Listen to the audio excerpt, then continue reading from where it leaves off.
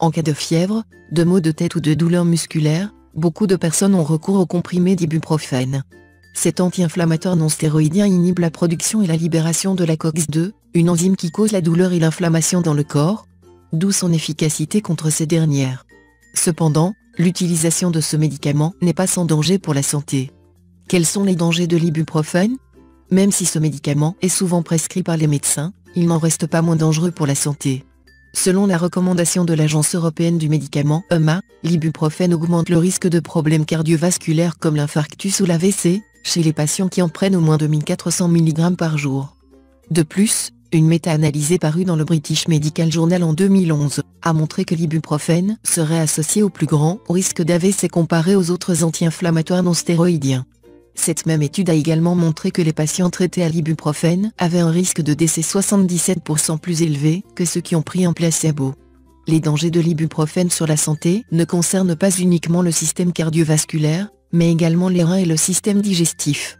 Ce médicament pris à de fortes doses et pendant une durée prolongée augmente les risques de problèmes rénaux et d'hémorragie digestive, surtout chez les fumeurs, les personnes âgées ou atteintes d'autres maladies, telles que le diabète, l'hypertension artérielle ou l'hypercholestérolémie.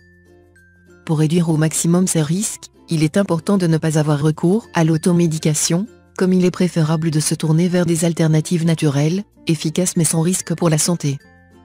Le curcuma est-il une alternative naturelle à l'ibuprofène? Le curcuma est une épice, cousine du gingembre.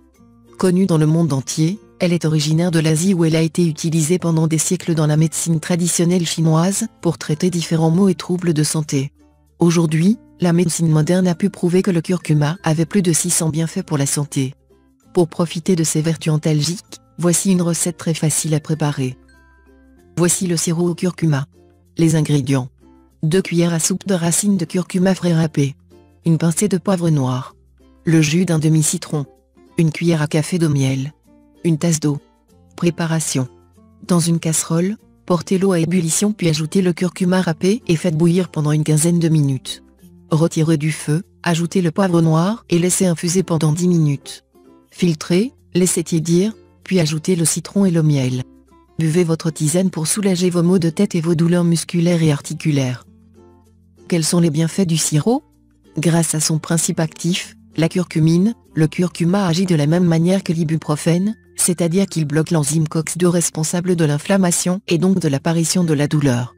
De plus, mélangée à la pipérine, principe actif du poivre noir, la curcumine est plus facilement absorbée et assimilée par le corps, ce qui booste considérablement son efficacité. Ceci, sans oublier la richesse du citron en antioxydants et en vitamine C, qui lutte contre les radicaux libres, booste le système immunitaire et augmente sa capacité à lutter contre les inflammations. Quant au miel, son goût sucré adoucit la saveur de la tisane et ses puissantes propriétés anti-inflammatoires et cicatrisantes réduisent efficacement l'inflammation et favorisent la régénération et la cicatrisation des tissus. Mise en garde. La consommation de curcuma est déconseillée aux femmes enceintes et allaitantes, ainsi qu'aux personnes souffrant d'obstruction ou de calcul biliaire. En cas de traitement médical, il est vivement recommandé de demander l'avis de son médecin, car la curcumine peut interagir avec les molécules des médicaments. C'est fini pour ce tuto, n'oubliez pas de mettre un j'aime, partager ma vidéo sur les réseaux sociaux, ou de s'abonner à ma chaîne. Au revoir et à bientôt.